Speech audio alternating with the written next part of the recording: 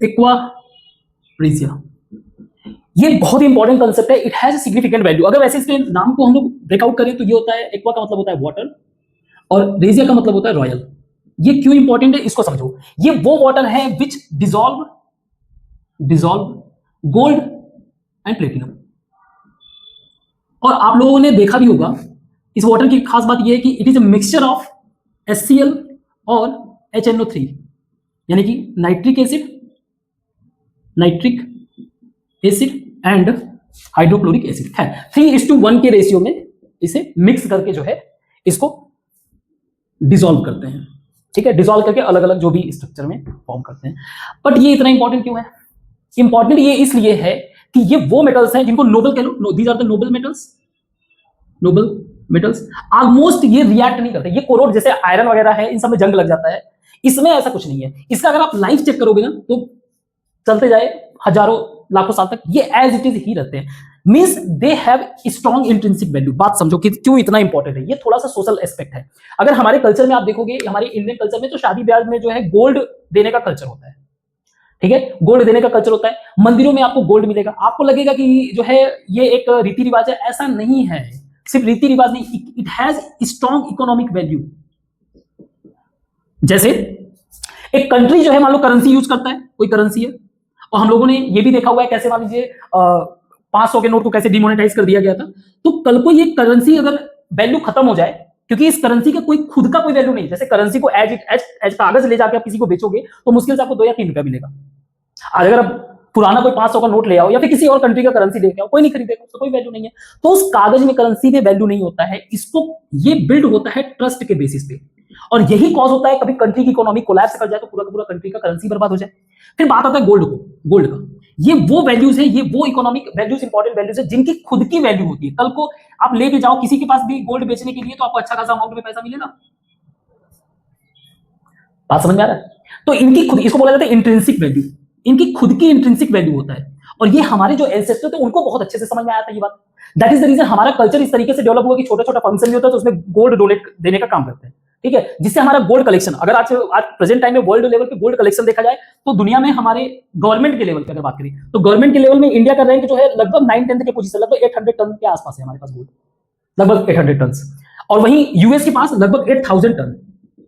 But यही अगर India के पब्लिक को ऐड कर दें, पब्लिक के गोल्ड को, टेंपल के गोल्ड को, तो लगभग 25,000 टन के बराबर है हमारा गोल्ड। और इनके अगर पब्लिक के गोल्ड को ऐड करोगे तो ये भी सब है। बट हम लोग या तो फर्स्ट रैंक पे होंगे या सेकंड, इसी के आसपास ही होंगे। तो अगर कल को इकोनॉमिक डिजास्टर कुछ हो भी जाए तो भी हमारा कल्चर, हमारा सोसाइटी पूरी तरीके से जो है क्या होता है, इसके बेसिस पे सर्वाइव करता है। तो इसका इंपॉर्टेंस बहुत है, और उसका रीजन यही है क्योंकि ये कोरोड नहीं करता है, कोरोजन नहीं है इसका। तो इसको अलग अलग फॉर्म में, यानी कि सम हाउ कैसे ये कंट्री में बढ़ा रहे, कैसे इसको लाइफ का पार्ट बनाया जाए, तो इसको डिसॉल्व करना, फिर अलग अलग फॉर्म में बनाना, ये इंपॉर्टेंट है।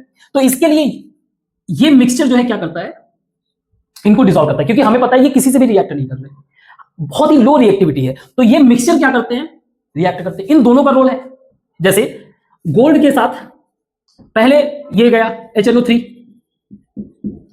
रिएक्ट करने के लिए, तो जो NO3 है ऑक्सीडाइजिंग एजेंट, इसने जो है इससे इलेक्ट्रॉन ले लिया, जबरदस्ती छीन लिया। ठीक है, तो जब इसको इलेक्ट्रॉन लेने के बाद, क्योंकि अभी तो इसका स्टेबल सिचुएशन है, ये किसी से भी रिएक्ट नहीं कर रहा, जैसे ही ये आयन के फॉर्म में बना, अब इस सिचुएशन में इसके पास आ गया HCl रिएक्ट करने के लिए, HCl में से Cl माइनस रिएक्ट करने के लिए आ गया, और Cl माइनस रिएक्ट करने जब आया तो ये इसके साथ मिलकर बना लिया AuCl4, हाइड्रोजन भी इसके साथ अटैच हो गया। AuCl4 जो है इसको बोलते हैं क्लोरो, क्योंकि क्लोरीन है, क्लोरो ऑरम, और इसका जो हाइड्रोजन के साथ क्योंकि अटैच है, क्लोरो ऑरम आयन। अगर मान लो हाइड्रोजन नहीं है तो क्लोरो ऑरम आयन बना दो, और अगर हाइड्रोजन के साथ वो करना है तो उसको मॉलिक्यूल बना सकते हैं। और ये जो चीज है ना, ये सॉल्यूबल है वाटर में। मींस ये दोनों भाई मिलके इसको क्या कर रहे हैं, डिसॉल्व करने में हेल्प कर रहे हैं। और क्यों इंपॉर्टेंट है, इसी की मदद से जो है हम लोग अलग अलग तरीके के स्ट्रक्चर फॉर्म कर रहे हैं। चाहे कॉइन में, पहले के टाइम में जो है, क्योंकि किसी राजा की कितना ज्यादा बड़ा किंग है, कितना ज्यादा फेमस है, कितना उसका प्रॉपर्टी, वो डिसाइड होता था कि उसका कॉइन कैसा है। तो पहले के राजा वगैरह गोल्ड कॉइन, बट उसके लिए क्या चाहिए, एक्वा रेशिया चाहिए, यही डिसॉल्व कर सकता है और डिसॉल्व करेगा ही नहीं, और जब ये डिसॉल्व होगा तभी तो अलग अलग स्ट्रक्चर में बदल पाओगे। तो इसका सिग्निफिकेंस बहुत ज्यादा है, ठीक है। ये सारे कंसेप्ट जब आप पढ़ोगे आगे चल के, जैसे कि इसका जो आउटपुट आता है something like HAuCl4 plus NO gas के फॉर्म में और प्लस H2O, ये स्टेबल वैसे है नहीं, दिखने में लग रहा है आपको, अगर चेक करोगे तो वैलेंसी वाले कंसेप्ट है तो आपको मिलेगा कि इसके ऊपर जो है एक आयन के फॉर्म में, बट ये it appears like balanced stable, not like ion. और ओनली बिकॉज, क्यों, रीजन ये है, इस चीज को समझने के लिए हमें डबल बॉन्ड ये कंसेप्ट पढ़ना पड़ेगा। इसके अलावा इसमें हमें रेजोनेंस का कंसेप्ट पढ़ना पड़ेगा कि कैसे इसका जो फ्री आयन है वो कभी कभी इधर उधर मूव करते रहते हैं, इसको बैलेंस करता रहता है। फ्री रेडिकल्स यानी कि वही इलेक्ट्रॉन के बारे में, जो फ्री इलेक्ट्रॉन मूवमेंट है, फ्री रेडिकल्स, इसके बारे में हमें पैरामैग्नेटिज्म कि कैसे ये जो है इलेक्ट्रिक फील्ड में जो है ये अट्रैक्ट हो सकता है। तो ये सारे के सारे प्रॉपर्टी जब हम लोग पढ़ेंगे यानी कि हायर क्लासेस में, तब जाके हम इसे समझ पाएंगे। अभी के लिए सिर्फ इतना ही समझो कि एक्वा रेशिया क्या है, ये जो है गोल्ड और प्लेटिनम ऐसे मटेरियल जिनका कोरोजन ना के बराबर है एंड समवेयर नॉन रिएक्टिव है, इनको जो है क्या करने में मदद करता है, डिसॉल्व करने में मदद करता है, and it has a huge significance we have discussed.